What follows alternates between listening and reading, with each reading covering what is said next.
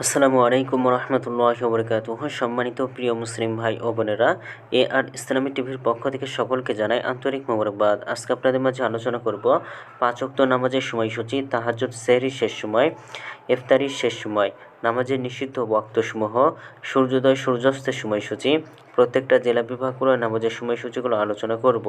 তো আজকে সোমবার 7ই এপ্রিল 2025 ইংরেজি, 14ই চৈত্র 1431 বাংলা, 8 শাওয়াল 1446 হিজরি। ঢাকার মধ্যে পার্শ্ববর্তী এলাকার নামাজের সময়সূচিগুলো তুলে ধরছি। তারপরে অন্যান্য জেলা বিভাগগুলোর নামাজের সময়সূচিগুলো আপনাদের মাঝে আমরা ধীরে ধীরে আলোচনা করব।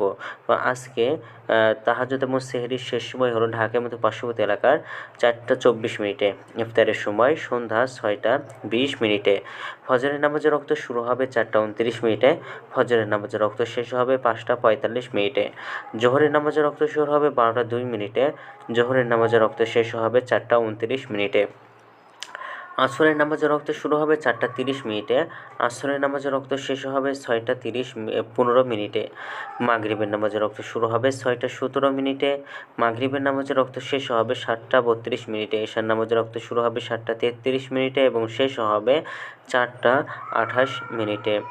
নামাজের নিষিদ্ধ অক্ত হলো 3টার সময়, সকালে 5টা 47 থেকে নিয়ে 6টা 2 পর্যন্ত, দুপুরে 11টা 56 থেকে 12টা 1 পর্যন্ত এবং সন্ধ্যায় 6টা 1 থেকে 6টা 16 পর্যন্ত।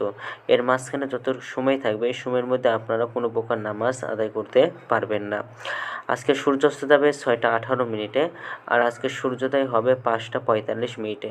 এগারো ঢাকার মতো পার্শ্ববর্তী এলাকার নামাজের সময়সূচি। এখন আলোচনা করব বিভাগীয় শহরের জন্য উল্লিখিত সময়ের সঙ্গে যেসব বিভাগের সময় আপনি যোগ বিয়োগ করবেন তা হলো এই, অর্থাৎ আপনি বিয়োগ করবেন চট্টগ্রামে 5 মিনিট এবং সিলেটে 6 মিনিট কম করবেন। ঢাকার মধ্যে পার্শ্ববর্তী এলাকায় যে নামাজের সময়সূচিটা রয়েছে সেখানে চট্টগ্রামে 5 মিনিট এবং সিলেটে 6 মিনিট কম করবেন। যোগ করবেন খুলনাতে 3 মিনিট, রাজশাহীতে 7 minute, Rangpur 8 minute, Barishal 1 minute বেশি করবেন। ঢাকার মধ্যে পার্শ্ববর্তী এলাকায় যে নামাজের সময়সূচিটা রয়েছে সেখান থেকে। তো আজকের ভিডিওটি এই পর্যন্তই ছিল।